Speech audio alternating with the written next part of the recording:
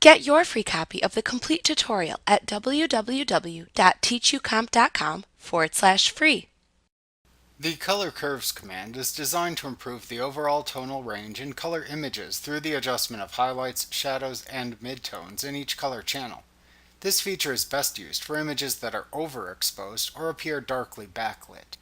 To use this command, select Enhance, Adjust Color Curves from the menu bar. The Adjust Color Curves dialog box appears and displays several different styles in the bottom left corner of the screen. Click a style and then use the sliders to the right to adjust highlights, brightness, contrast, and shadows in the image.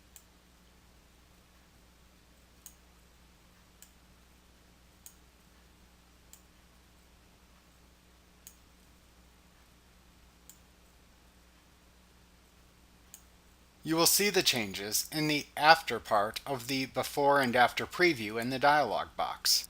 You can click Reset at any point to revert the image back to its original state. Click OK when you get the results you want, or click Cancel to close the dialog box without saving your changes. Like what you see? Pick up your free copy of the complete tutorial at www.teachucomp.com/free.